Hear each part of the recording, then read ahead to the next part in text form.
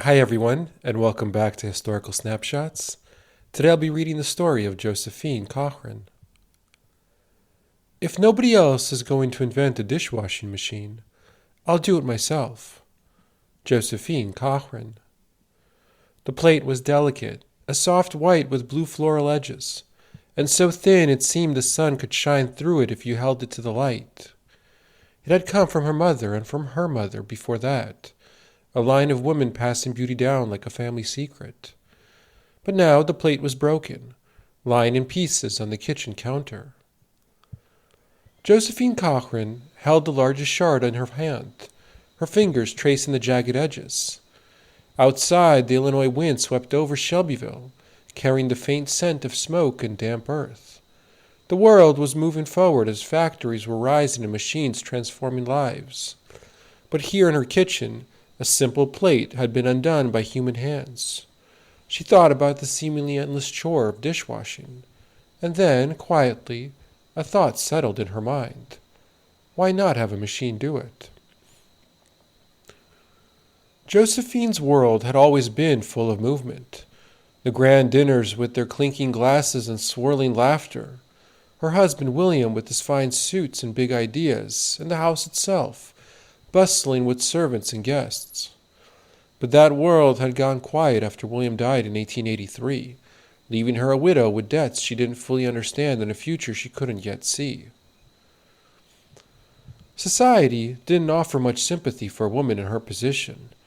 People expected her to sell the house, dismiss the servants, and settle into some smaller, humbler life. But Josephine wasn't made that way. She was born in 1839, a child of Ohio's cold winters and wide, unbroken skies. Her grandfather built the first patented steamboat. There was something in her blood, something that couldn't let go of an idea, once it took root. And so, in the stillness of her new life, she began to tinker.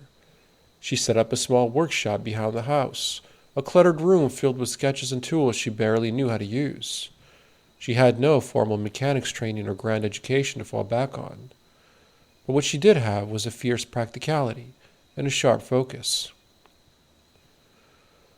The first design was crude, wire compartments shaped to hold plates and cups, all mounted on a wheel that could spin while jets of hot soapy water sprayed over the dishes.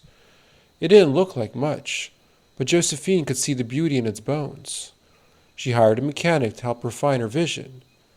Together, they worked through long days and cold nights. By 1886, the machine was ready. Josephine turned the crank and watched as the wheel spun, water cascading over the plates. When the dishes came out clean without a single chip, she let out a quiet laugh or maybe a soft sigh. She'd done it. 200 dishes washed in just a couple of minutes. Making a machine was only the first battle, however. Convincing the world it needed her invention would prove to be harder. The men she pitched the dishwasher to were polite but dismissive. A machine for washing dishes. The men didn't care enough to invest. But Josephine didn't have patience for their condescension. She packed up her machine and began demonstrating it herself, which at the time took much courage. Josephine was almost 50 years old, but women of her class didn't often leave home without their husbands or fathers then, as she described one of her first sales pitches. It was almost the hardest thing I ever did. I think crossing the great lobby of the Sherman House alone, you cannot imagine what it was like in those days. For a woman to cross a hotel lobby alone. I had never been anywhere without my husband or father. The lobby seemed a mile wide. I thought I should faint at every step, but I didn't, and I got an $800 order as my reward. Josephine continued traveling to hotels, restaurants, and speaking to anyone else who would listen, and slowly the orders began to trickle in. Her big break came at the 1893 World's Columbian Exposition in Chicago. The only woman presenting that year, her dishwasher stood out among the gleaming inventions of the new age, and it won the highest award for best mechanical construction, durability, and adaptation to its line of work.